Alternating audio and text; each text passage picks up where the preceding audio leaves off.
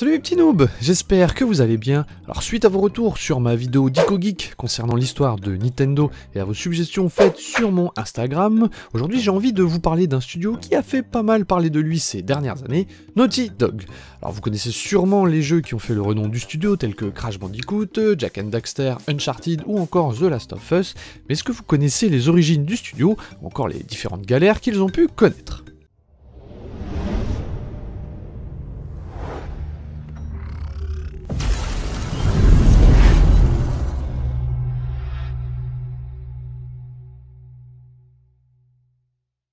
Alors commençons par le commencement, Naughty Dog a été fondé par Jason Rubin et Andy Gavin, deux amis qui vont se rencontrer à l'âge de 12 ans dans un club de sciences. Ils vont se rendre compte qu'ils ont les mêmes centres d'intérêt, vont étudier le codage et vont commencer à développer un jeu sur Apple II à 13 ans. Vous faisiez quoi vous à cet âge-là ? Et pour vous resituer un peu le contexte, dans le début des années 80, les jeux vidéo et les ordinateurs, c'est un peu tout neuf. Donc quand ils rencontraient certains problèmes, c'était pas évident à régler, mais ça n'effraie pas les adolescents qui vont fonder la société Jam Software en 1984. Ils sont alors âgés de 14 ans. Et le nom Jam n'est pas choisi au hasard car il signifie Jason and Andy's Magic. C'est donc dans le sous-sol de chez Andy que va commencer l'aventure de Jam Software, et ils vont s'atteler au développement de leur premier jeu. Jason racontera qu'un jour il fut suspendu au porte-manteau par son slip quand il expliqua qu'il développait un jeu. Et oui, à cette époque, le jeu vidéo avait pas forcément la même image que maintenant. Mais ça ne les découragera pas, et en 1985 sortira leur premier jeu nommé Math Jam, qui se veut plus être un jeu éducatif pour aider à apprendre les maths. Andy et Jason vont vendre leur jeu à des écoles avec des instructions photocopiées, tout ça dans un sac plastique. Mais certains enseignants vont se plaindre et demanderont aux deux jeunes de faire expertiser leur jeu. Ils laisseront alors tomber ce projet pour finalement développer un deuxième jeu. Et c'est donc en 1986 que va naître Ski Crazed, un jeu de ski recréant la compétition annuelle du Kilimandjaro. Je vous rappelle qu'ils ont 16 ans à cette époque. C'est ainsi que les deux amis vont demander à l'éditeur Baudeville, une petite maison d'édition, d'éditer leur jeu. C'est d'ailleurs Baudeville qui demandera que le jeu soit nommé Ski Crazed, disponible sur Apple II et qui se vendra à 1500 exemplaires. Ils enchaîneront avec le développement de leur troisième jeu, toujours édité par Baudeville. Celui-ci se nommera Dream Zone, jeu d'action au graphisme avancé pour l'époque. Le jeu sera disponible encore une fois sur Apple II, mais aussi sur Amiga et Commodore. Ce jeu vous mettra dans la peau d'un enfant pris au piège dans un rêve un peu bizarre. Ils vendront tout de même 10 000 exemplaires, et c'est après ce succès que les deux amis vont arrêter la collaboration avec le studio Baudeville, car trop petit pour leur ambition. Après le succès de Dream Zone, Andy et Jason ont un gros projet en tête et ont besoin d'un gros éditeur. Ils vont se tourner vers Electronic Arts. Et comment on contacte un gros éditeur à cette époque, me direz-vous ? Je sais pas, mais les deux copains vont appeler l'assistance et finir par parler à un producteur qui demandera à recevoir une copie de Dream Zone. Certains diront qu'ils se sont comportés comme de méchants chiens ou Naughty Dog. Pendant le développement de leur nouveau jeu, Andy glissait des textes humoristiques dans certains emplacements de texte, en attendant les versions finales, mais EA aimera tellement cet humour qu'ils ont décidé de rendre le jeu moins sérieux, plus fun et drôle. C'est en 1989 que Jam Software va changer de nom pour Naughty Dog. En effet, au moment de la signature du contrat avec EA, on se rend compte que Jam Software est déjà pris par une entreprise australienne. Alors les deux copains choisissent Naughty Dogs en mémoire de leur chienne. Ils sortiront la même année Kiff the Thief, un RPG d'aventure disponible sur Apple II, Amiga et MS-DOS. Le jeu se vendra à 50 000 exemplaires et regrettera son choix d'avoir fait un jeu humoristique après la sortie du jeu. C'est la première fois que les deux copains doivent se plier aux exigences d'un éditeur, mais qu'importe ce petit échec, Naughty Dog lance un nouveau jeu sous le nom de code Buccaneer.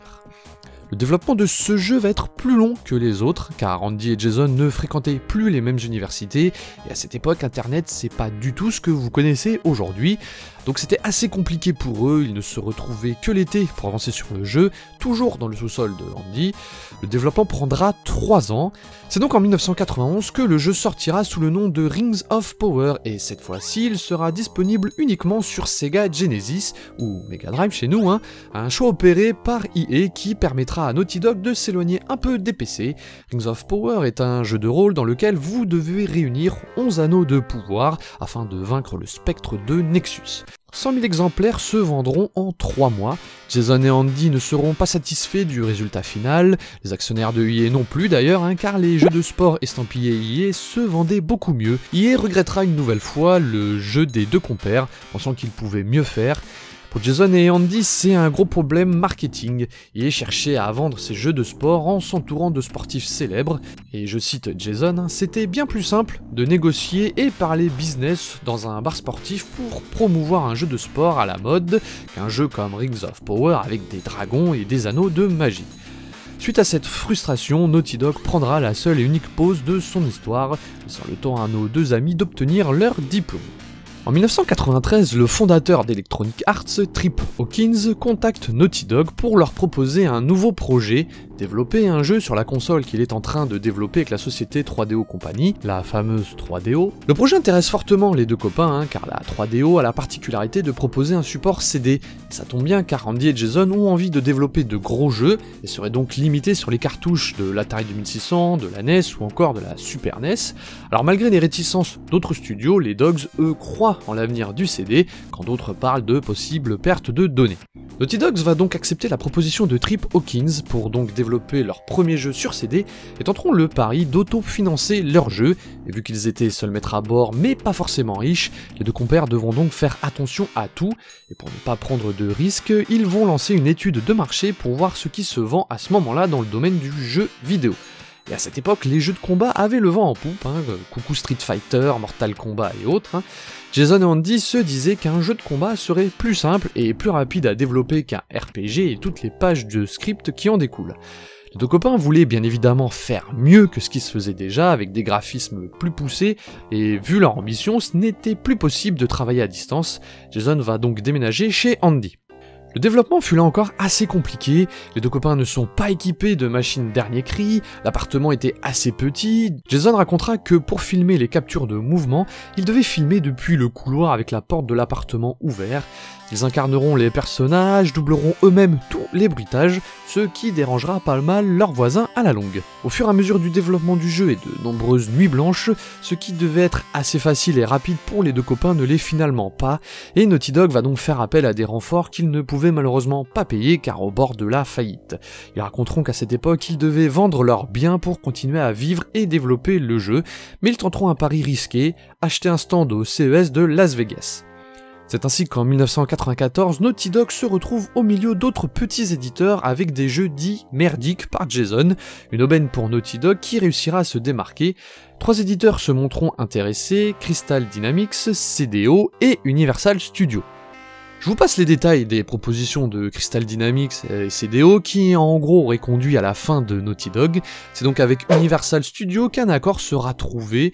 Universal proposait à Naughty Dog de créer des jeux, de financer les jeux et de laisser libre cours à leur imagination, tout ce que les deux copains voulaient depuis le début. C'est d'ailleurs un certain Mark Cerny qui fera signer un contrat à Naughty Dog, mais je reviendrai dessus juste après. Le développement du jeu se terminera donc quelques mois plus tard, le jeu se nomme Way of the Warrior, sorti fin 1994, mais sera finalement considéré comme une copie, certes de qualité supérieure, mais trop proche de Mortal Kombat. Mais pour Naughty Dog, qu'importe, ils avaient déjà un contrat signé avec Universal, comme je le disais, pour 3 nouveaux jeux. C'est donc à ce moment-là que Jason et Andy vont déménager pour s'installer à Los Angeles. C'est pendant leur voyage entre Boston et LA que les deux amis vont commencer à discuter de leur nouveau jeu et ne vont pas faire les choses à moitié. Premièrement, ils se rendent compte qu'à ce moment-là, les leaders du marché sont Nintendo et Sega, et chacun possède sa mascotte, Mario pour l'un et Sonic pour l'autre. Deuxièmement, les jeux entament leur transition vers la 3D. Troisièmement, il va falloir embaucher car les ambitions des deux copains ne pourront se faire à deux. Et pour finir, un nouveau constructeur de consoles arrive sur le marché, PlayStation, qui lui n'a pas encore de mascotte. C'est à ce moment-là qu'un certain Taylor Kurosaki rejoindra les Dogs. Le studio va appeler ce nouveau projet Sonic's Has Game. Oh ouais, ils ont de l'humour les Dogs. Ils vont aussi décider que la 3DO, la Jaguar et la Saturn sont à écarter pour leur prochain jeu, car les ventes de jeux sur ces consoles ne sont pas folles et les unités de développement ne font pas partie des meilleures. C'est donc vers la PlayStation que Naughty Dog va se tourner pour son nouveau projet. Pour ce qui est du personnage, ils achètent des encyclopédies animales, font appel à des animateurs de dessins animés et renomment le projet Willy the Wombat. Ils finissent par choisir le Bandicoot comme animal pour s'inspirer du personnage principal. Il est ensuite décidé qu'il serait muet car les voix des personnages principaux de l'époque sont jugées, je cite, faibles, négatives et éloignées de l'identification que l'on doit avoir avec les personnages. Jason veut aussi que le personnage ait une histoire, un passé et des sentiments, chose que Mario et Sonic n'ont pas à ce moment-là. Il va falloir un projet à la hauteur de ses concurrents, car en face, Sega travaille sur un certain Night into Dreams, pendant que Nintendo, lui, prépare l'arrivée d'un certain Super Mario 64. Et ce qui est marrant, c'est que tous travaillaient sur la 3D pour révolutionner le jeu sans savoir réellement ce que préparait la concurrence. Et là où c'est marrant, c'est qu'à ce moment-là du développement, le personnage ainsi que le jeu n'ont toujours pas de nom, et Naughty Dog n'a pas encore de kit de développement PlayStation. Du coup, ils vont tourner un petit clip de démonstration du jeu et réussir à le faire parvenir à Sony. Les représentants seront bouche bée, Sony se rend compte du potentiel énorme de ce jeu. Sony signe alors un accord avec Universal, Naughty Dog développera le jeu, Universal paiera et Sony l'éditera, sachant que l'accord comprend 3 jeux. Le premier jeu devra être présenté lors de l'E3 1996. C'est à ce moment-là que Naughty Dog appellera le héros du jeu Crash et que le jeu se nommera Crash Bandicoot. Et quitte à être à l'E3 avec un jeu qui veut concurrencer Mario, autant installer son stand en face de celui de Nintendo. Même si la majorité des regards étaient tournés vers le prochain Mario, Crash réussit quand même à faire sensation, mais Super Mario 64 sortira le premier, le 23 juin 1996 au Japon, alors que Crash Bandicoot pointera le bout de son nez le 31 août 1996 aux États-Unis. Pour ceux qui ne connaîtraient pas le jeu, Crash Bandicoot vous propose d'évoluer à travers 32 niveaux pour retrouver le professeur Neo Cortex pour sauver votre petit ami Tona. Et forcément, les jeux Mario et Crash sont comparés. Pour Naughty Dog, Mario est allé dans un sens quand Crash est allé dans un autre, ce qui rend les deux jeux incroyables et qui a fait leur succès.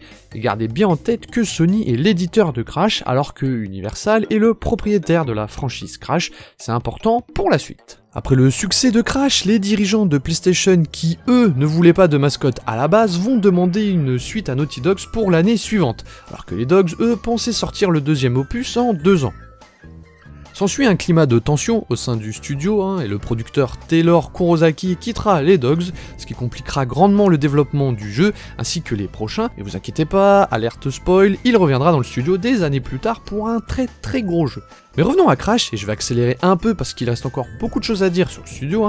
Donc pour le deuxième opus de Crash, Andy Gavin va développer un nouveau moteur de jeu, Naughty Dog va continuer d'embaucher, passant de 8 à 16 employés. À l'E3 1997, Naughty Dog présente Crash 2, baptisé Crash Bandicoot 2 Cortex Strikes Back.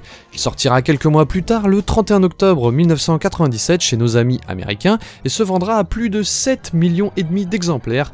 C'est le jeu le plus vendu de la série, le 5e jeu le plus vendu de la PlayStation. Bref, gros carton, et Naughty Dog se lance quelques mois après dans le développement du 3e opus de la série. Encore une fois, rebelote, Naughty Dog embauche à nouveau, ajoute des nouveautés et bim, Crash Bandicoot 3 Warped, sorti 1 an jour pour jour après Crash 2, connaît lui aussi un grand succès.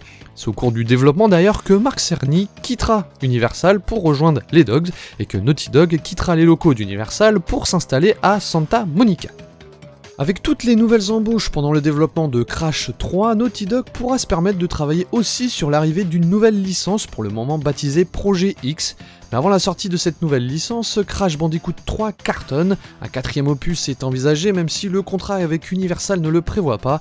Mais finalement, Naughty Dog va décider de continuer à attaquer Mario sur son territoire.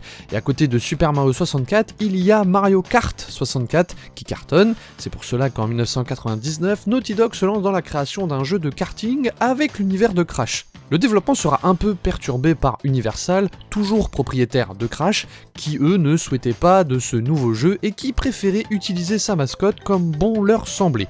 Mais Sony mettra son grain de sel dans l'histoire et réussira à faire entendre raison à Universal pour un ultime jeu. Et encore une fois, le jeu sera présenté à l'E3 et sortira le 30 septembre 1999 sans se vendre aussi bien que Mario Kart ou encore Diddy Kong Racing. Le jeu sera quand même une belle réussite, ça n'empêchera pas Universal de vouloir exploiter seule l'image de Crash, et Universal c'est une société de cinéma et non de développement de jeux. Du coup, on va voir Crash apparaître dans des publicités et autres. Andy dira que Crash aurait pu être l'une des plus grandes mascottes du jeu vidéo s'il n'était pas resté la propriété d'Universal. Mais comme je le disais, Naughty Dog travaillait sur une nouvelle licence et celle-ci va arriver sur la nouvelle console de Sony, la PlayStation 2, et qui dit nouvelle console dit plus de puissance, donc plus de travail pour faire des jeux, donc besoin de plus d'employés et donc besoin de plus d'argent. Et Naughty Dog à ce moment-là est encore un studio indépendant, du coup Jason et Andy commencent à penser à vendre le studio. Seulement, ils veulent éviter de reproduire le problème des exigences des gros studios, comme avec l'épisode chez Electronic Arts, et veulent aussi éviter de perdre la propriété de leur création. C'est comme cela qu'en 2001, Naughty Dog devient un studio first party de Sony. Et revenons donc au développement de la nouvelle licence, le fameux projet X qui est en développement depuis maintenant 3 ans. Naughty Dog voulait un monde plus vaste, des personnages avec des caractères et des personnalités plus fortes, et ne pas en faire des mascottes comme Crash. Le jeu sera présenté comme d'habitude à l'E3 en 2001 sous le nom Jak and Daxter The Precursor Legacy. Jak est un petit garçon muet et son meilleur ami Daxter est un mélange entre une loutre et une belette qui souhaite retrouver son corps et pour cela ils vont devoir retrouver le mage Gol. Le jeu est prévu pour sortir en novembre de la même année mais sera décalé de quelques semaines pour être bien finalisé. D'ailleurs, petite parenthèse sur ce décalage, parce que Evan Wells, le designer principal de Jak and Daxter, dira, je cite, « Les 5 semaines de retard étaient quelque chose que les gens allaient oublier. La livraison d'un jeu non terminé et donc mauvais, c'est quelque chose que ni la presse ni les joueurs oublient. » Alors c'est vrai que ces dernières années, on connaît pas mal de décalages de sortie de jeux, et quand on voit par exemple ce qui arrive à Cyberpunk, alors qu'en comparaison on a The Last of Us 2 qui a été décalé mais qui rafle beaucoup de prix, on peut dire que Evan Wells avait bien raison sur les décalages de date de sortie. Fin de parenthèse. Donc après le décalage de sa sortie, Jak and Daxter voit le jour le 4 décembre 2001 et comme Crash c'est un succès total. Et bien évidemment Naughty Dog lance la production d'un deuxième opus, mais ce coup-ci il se fixe 2 ans pour sortir la suite. C'est donc à l'E3 2003 que Naughty Dog présentera Jak 2 hors la loi, qui sortira en octobre de la même année et qui rencontrera lui aussi un énorme succès. L'histoire se répète, quelques semaines après la sortie du jeu, Naughty Dog lance la production du 3e opus, et c'est d'ailleurs lors du développement de Jak 3 que Taylor Kurosaki fera son retour dans le studio, et qu'une certaine Amy Hennig intégrera le studio, et vous doutez bien que si j'en parle, c'est pas pour rien, mais comme d'habitude, on verra ça un peu plus tard. Jak 3 voit le jour en novembre 2004, soit 1 an après la sortie du 2e opus, et comme pour la saga Crash, Naughty Dog voulait clôturer la saga Jak and Daxter par un jeu de course. C'est ainsi qu'en octobre 2005 sortira Jak X Combat Racing, qui ne sera pas de la même qualité que Crash Team Racing. Et c'est malheureusement à la même époque que Andy et Jason, à la tête de Naughty Dog depuis 21 ans, sentent qu'ils arrivent à bout de leur aventure. Naughty Dog, la petite entreprise des deux copains, compte plusieurs dizaines d'employés maintenant. Le développement de la saga Jak and Daxter sur la PlayStation 2 a épuisé pas mal d'employés. Et l'arrivée de la PlayStation 3 ne va rien arranger, et Jason et Andy vont informer Sony de leur envie de quitter le studio. Ils nommeront à leur place Evan Wells, dont on a parlé tout à l'heure, et un petit français, Christophe Bellastra, qui avait rejoint le studio dans le début des années 2000. Avec l'arrivée de la PS3, Naughty Dog veut se renouveler. Ils veulent des jeux plus réalistes avec une meilleure narration, mettant en scène un aventurier dans un jeu d'action-aventure. Pourtant, l'arrivée de cette console va aussi amener son lot de problèmes. D'une part, les codes du moteur utilisé pour développer les jeux avaient été écrits par Andy, et il fallait parvenir à rendre ce code compatible pour la PS3. Et en même temps, Sony divise Naughty Dog en deux pour faire travailler une partie du studio sur un Jak and Daxter pour sa PlayStation portable. S'ensuit une vingtaine de départs chez Naughty Dog. La transition de la PS2 à la PS3 est très compliquée. Certains employés diront que c'était comme s'il fallait repartir de zéro pendant ces 2 ans de transition. L'atmosphère au sein du studio est tendue, le projet de jeu pour la PS3 baptisé Big Project prend tellement d'ampleur et demande tellement de travail que la partie du studio qui avait commencé à réaliser Jak and Daxter sur PSP va voir son projet finalement annulé, car le développement du jeu PS3 ne peut se faire avec une partie du studio. Les employés en charge du projet étaient déçus car cela signifiait la fin de Jak and Daxter et ils pensaient que la fin aurait pu être meilleure. Car oui, nouvelle petite parenthèse, leur jeu avait montré via des démos techniques qu'il était très prometteur, et finalement Jak and Daxter The Lost Frontier finira par sortir en 2009 sur PS2 et PSP, mais c'est les équipes de High Impact Games qui étaient aux commandes, et le jeu sera loin d'être du niveau des 4 premiers opus développés par Naughty Dog. On se retrouve donc avec Naughty Dog qui travaillait sur 2 jeux dans une ambiance assez tendue avec 2 nouveaux patrons qui vont eux-mêmes décider d'arrêter le développement du jeu sur PSP, chose qui n'était encore jamais arrivée au sein du studio, mais c'est finalement cette décision qui va sauver les Dogs. Le Big Project connaît plusieurs changements dans son développement. À la base, la future saga du studio devait se passer dans une atmosphère sous-marine, mais l'idée sera écartée et heureusement car la vision qu'ils avaient se rapprochait beaucoup de BioShock et les 2 jeux seraient sortis à peu près en même temps. Pendant un temps, ils envisagent un héros masculin dans un monde post-apocalyptique à cause d'un virus. Ça vous fait pas penser à un jeu, ça ? Les Dogs vont travailler d'arrache-pied, connaissant pas mal de galères et de tensions en interne, mais leur Big Project sortira sous le nom de Uncharted Drake's Fortune le 19 novembre 2007, et la directrice du projet ainsi que le scénario sont réalisés par la fameuse Amy Hennig, dont je vous parlais un peu plus tôt. Uncharted Drake's Fortune est donc un jeu d'action-aventure mettant en scène Nathan Drake dans un mélange de phases de plateforme, énigmes et phases de tir. Le jeu rencontrera encore une fois un véritable succès et lancera sur de bonnes bases la série. Et c'est ainsi que 2 ans plus tard, Uncharted 2 Among Thieves sort le 13 octobre 2009 sur PS3. On continue les aventures de Nathan Drake dans de nouveaux décors, un mode multi est ajouté, la presse est unanime, les ventes explosent, le jeu est une réussite à tous les niveaux.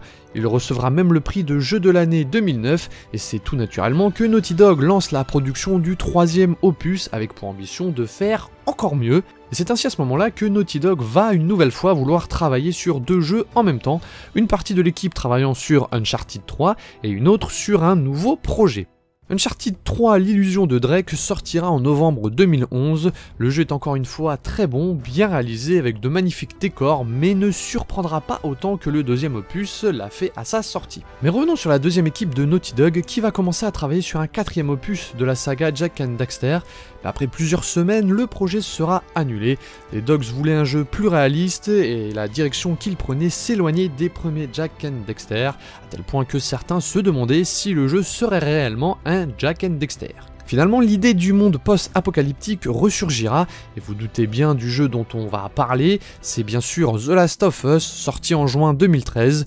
Il aura fallu 4 ans de développement pour sortir ce jeu d'action-aventure tourné sur la survie dans lequel on va incarner Joel accompagné de la petite Ellie, dans un monde post-apocalyptique à la suite d'une pandémie. Quelques mois plus tard, sort la PlayStation 4 et lors de la soirée de lancement, on découvre le premier trailer d'Uncharted 4, laissant les fans de la saga plein de questions sur ce que proposera ce 4e opus. Et d'ailleurs, le développement va connaître un bouleversement, car la réalisatrice, directrice et scénariste des 3 premiers volets de la saga, Amy Hennig, va quitter Naughty Dog. C'est Neil Druckmann qui reprendra ses fonctions. Il avait rejoint les Dogs en 2004 et avait travaillé en collaboration avec Amy Hennig sur les 2 premiers Uncharted, avant d'être derrière The Last of Us en tant que directeur et scénariste et producteur. Uncharted 4 A Thief's End sortira finalement le 10 mai 2016. Dans cet opus, vous allez rencontrer le frère de Nathan Drake, qu'il croyait mort, et vous allez vous lancer à la recherche du trésor d'un pirate. Une nouvelle fois, le jeu est acclamé par la critique, une réussite totale pour peut-être clôturer la saga, qui sait. Et bah pas tout à fait, car en août 2017, ce qui devait être un simple DLC va finalement devenir un épisode à part entière. Je parle de Uncharted The Lost Legacy, qui va mettre en scène Chloé et Nadine, des personnages vus dans les anciens Uncharted. D'ailleurs, la même année, Christophe Bellestra démissionne de son poste de co-président des Dogs. Evan Wells va alors nommer Neil Druckmann vice-président avant que quelques années plus tard, il devienne co-président. Mais revenons sur les jeux, et vous vous en doutez bien, l'équipe qui était derrière The Last of Us n'a pas chômé. Naughty Dog va développer la suite de The Last of Us. Les premières vidéos vont créer une polémique à cause de ces scènes violentes, et après un report, le Covid, le jeu sortira le 19 juin 2020. Cet épisode se passe 4 ans après les événements du premier opus et nous met ce coup-ci aux mains d'Ellie, lauréat du prix du jeu de l'année 2020 ainsi que de nombreux autres prix. Si les différents choix du studio diviseront certains, le jeu se vend par millions.